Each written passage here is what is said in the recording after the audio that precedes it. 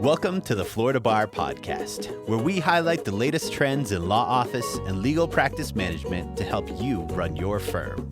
Brought to you by the Florida Bar's Practice Resource Center. You're listening to Legal Talk Network.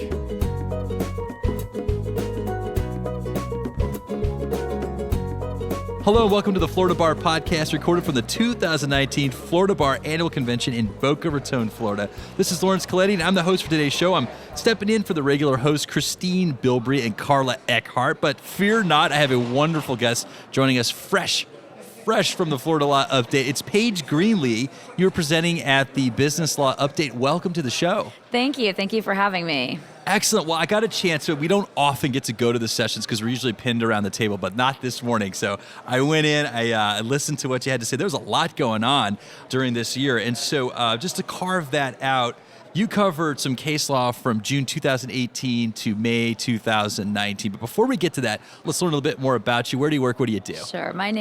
Obviously my name is Paige Greenlee. I work for myself now. I'm a veteran of big law, but started my own firm. It'll be 5 years in October that I've been on my own, and I do commercial litigation. So all this business law stuff is right up my alley. All right, well, let's get to your business law update. So again, just by way of review, June 2018 through May 2019 case law updates.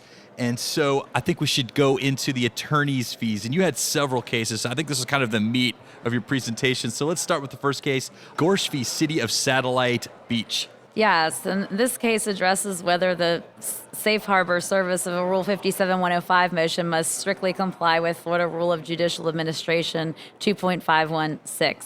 And the court ended up deciding that, yes, you do have to serve it that way. You can't serve it by mail. You can't serve it by email. You can't serve it by fax to satisfy the requirements of service in advance of filing that motion 30 days later if the offensive pleading is not withdrawn. So that's a significant issue. At least the Fifth Circuit has held that way. There is a split among circuits in Florida, but better to be safe than sorry. If you're serving that type of motion, serve it the right way. Follow the rule of judicial administration. That's great advice. All right, let's move on to Valencia Golf and Country Club Homeowners Association versus, is that Community Res Services? Resource Services. Resource Services, okay. Yes. And this I thought was a very interesting case, in that I'm surprised that the defendants tried to file a motion for attorney's fees here, because in Florida there's a general rule that when a plaintiff dismisses a case, the prevailing party is the party that had the case dismissed against them. And so here the parties entered into a settlement agreement, and that required the plaintiff to dismiss the case. After they were done, the defendant kind of said, "Oh, gotcha," and filed a motion for prevailing party attorney's fees. The court said, no, you both compromised to settle it. No one's the prevailing party. Bye-bye. All right, Allen v. Nunez. This is a proposal for settlement, which is something that every lawyer cringes, I think, when they start preparing them, because courts are all over the place on what they enforce and whether they will enforce them. But when you're talking about them with your client, all your client hears is, "I'm going to get my attorney's fees if I win on this proposal for settlement." So in this case, the plaintiff served an identical proposal for settlement on two different defendants. It was a father and son. The father was the owner of the vehicle. The son was the driver of the vehicle. Served the identical proposal for settlement on each of them, and the proposals were not accepted by the defendants. The plaintiff prevailed at trial and then moved to enforce the proposal for settlement. The defendants argued that it was ambiguous because they couldn't understand whether one of them could settle the entire case by accepting the proposal for settlement. The Florida Supreme Court said that was a disingenuous argument and enforced the proposal for settlement. So what was the bottom line? The bottom line is that you can serve proposals for settlement on two parties that way. As long as it's clear and unambiguous, you're good. You're good to go. All right, moving on. So we're at Atlantic Civil Incorporated versus Swift. That's not Taylor Swift, right? I'm a big Swiftie. It's not Taylor Swift. Okay, just making sure. Much less interesting than a case involving Taylor Swift. This is kind of an opposite situation. There are two defendants in this case. Only one proposal for settlement was served, and it just apportioned the $50,000 settlement fee between two different defendants. said they'd each pay $25,000, and that would be in full and final settlement of all the claims.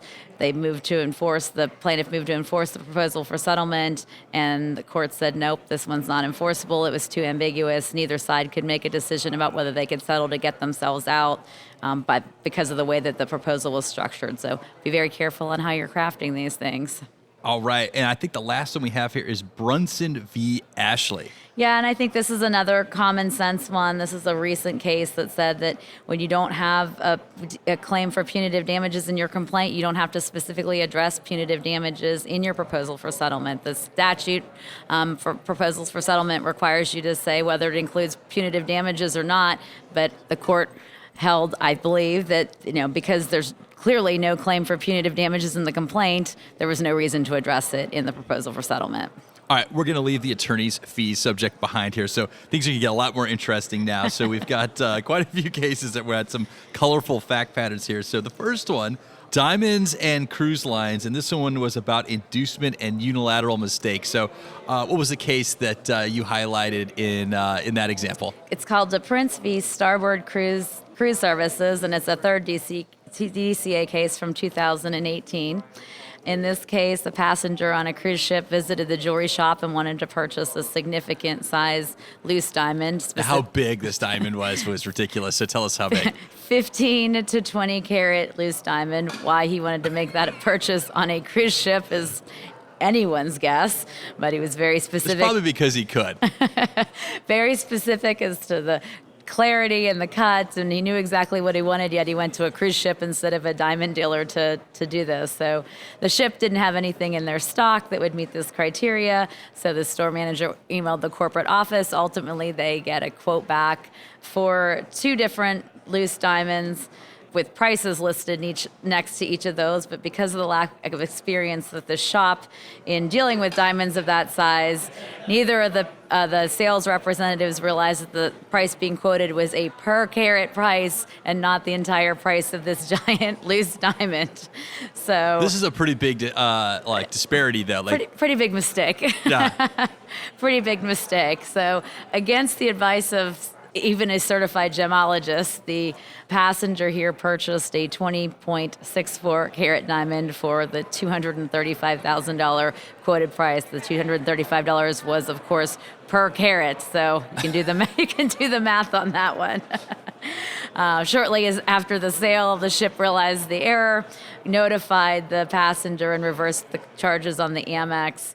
He then filed suit to enforce the contract, and ultimately, after a lot of procedural history that's not all that interesting, the court found that there was no need for there to be inducement is not an element of unilateral mistake. So the fact that the passenger here didn't appear to really do anything to cause them to sell this diamond at a ridiculous price did not prevent them from raising the defense of unilateral mistake.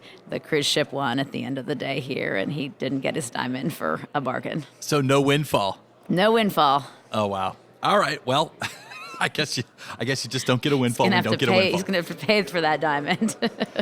All right. Next up, so we've got some agency issues here, and this centers around a real estate deal at a tailgate party. Yeah, and I thought this was very interesting. It's Florida Power and Light Company versus McRoberts. It's out of the 4th DCA. I thought this was interesting because after law school, you don't really deal that much with apparent authority issues. It just doesn't come up because people are usually very careful about. The only thing I remember is frolic and detour. Yeah, that's usually the example you get in law school. This is a little different than that, though. This involves a tailgate party where we had a real estate broker who was approaching the senior project director of development at Florida Power and Light. From all accounts, from reading the case, the real estate broker just harassed this guy at the tailgate party for about 30 minutes while they're hanging out, presumably drinking beer outside of FSU Stadium. Asked him about FPL's process for purchasing property. Of course, expresses an interest in selling some land to FPL. As they're walking to the stadium, he tries to kind of seal the deal and says, "Will you pay me a reasonable real estate commission?" And he says, "Oh, sure, yes, I'll do that." And the broker put a lot of emphasis on the fact that they shook hands on this deal. So it was literally they shook hands on the deal, and not even written down, no terms written on the back of a napkin, no specific terms agreed to. For some reason, probably because of the football game and perhaps some of the activities that were taking place in the parking lot, the real estate broker disclosed the location of the property to the FPL representative, so he now knows where the property is that he might be interested in. The broker proceeds to then ask for the FPL representative's business card and cell phone number. He said, no, don't call me at work. Won't give him his business card. Call this cell phone number. It ends up being the cell phone number of a third party. When the broker would call the third party, the FPL representative would return his calls after a while, but the broker then proceeded to call FPL multiple times until his calls went unreturned, and he just let it go by the wayside. He then learns FPL purchases the property. He doesn't get any commission for it. He's not involved in it, and he sues them for breach of contract and unjust enrichment. The trial court says, no, this was not in the ordinary course of business. Everything that happened there made it clear he didn't have any apparent authority. This was outside of a football game. He wouldn't give you his business card. He wouldn't take your calls at the office. He told you not to call him at the office, so no apparent authority and no commission to you. So I one question, when you were reading this off, why didn't statute of frauds kick in here? Well, it was an oral contract, and I assumed it was he sued within the appropriate amount of time. It was an oral contract. It wasn't to purchase property. It was to enter into a joint venture, so the property part of it wouldn't have made it fall within the statute of frauds. I assumed that he filed in the statute of limitations based upon an oral contract, because there was nothing written. Every contract doesn't have to be written. You can sue to enforce an oral contract. Excellent. See, I just learned something there. So, all right, this last case I wanted to ask you about. So this is about arbitration agreements through packaging. Yes. And this was interesting as well. So I guess some building materials, and open up the building materials and surprise, you're in an arbitration agreement. So yes. Which case is this? This is Dye v. Tamco Building Products, and this is actually an 11th Circuit case, which is our appellate court, our federal appellate court here in Florida, and the court that we appeal all of our cases to when you've run out of your federal options in Florida. So this was specifically applying Florida law. The court found that homeowners were bound by the arbitration provision that was included in wrapping around shingles that were delivered to a home that they were building, that were opened by the roofing contractors. Presumably the homeowners never saw them, or if they did, they never paid any attention to them. But there was, in very big, bold language, it said, caution, do not open by opening, you're agreeing to these terms, mandatory binding arbitration. So when the homeowners then had an issue with the shingles on the house, they sued the manufacturer. The manufacturer moved to stay and compel arbitration. 11th Circuit said, you've got to arbitrate. Those roofers had the authority, by you hiring them, they had the authority to bind you, and they accepted those purchase terms, and you're stuck in arbitration. You can't litigate in court. Wow. Well, I mean, they get A for effort there. Yeah, no, exactly. Good job. But that's usually, you don't see that. I mean, but it was big, bold writing, but homeowners probably never saw it, didn't know they were agreeing to that. I hope Amazon doesn't think about doing that. I can't imagine, get the wrong product, arbitration. What is this? Yes. All right. Well, it looks like we've reached the end of our program. I want to thank our guest, Paige, here for joining us today. And Paige, if our listeners, they have questions or want to follow up a little bit more about what you talked about today, how can they find you? Absolutely. I can be reached at Paige, Paige, at Greenlee, Greenlee, Law, Tampa.com. And I'm also on Twitter at Paige Greenlee, and I'm on Facebook, just again, Paige Greenlee. And my website is GreenleeLawTampa.com. All right. Well, that's all the time we have for this episode of the Florida Bar Podcast. Thank you to our listeners for tuning in. And if you like what you heard, please rate and review us in Apple Podcasts, Google Podcasts, Spotify, or best yet, your favorite podcasting app. I'm Laurence Colletti. Until next time, thank you for listening. Thanks for listening to the Florida Bar Podcast, brought to you by the Florida Bar's Practice Resource Center and produced by the broadcast professionals at Legal Talk Network. If you'd like more information about today's show, please visit LegalTalkNetwork.com. Subscribe via iTunes, Google Podcasts, Spotify, and RSS. Find the Florida Bar, Legal Fuel, the Florida Bar's Practice Resource Center, and Legal Talk Network on Twitter, Facebook, Instagram, and LinkedIn. Or download the free app from Legal Talk Network in Google Play and iTunes.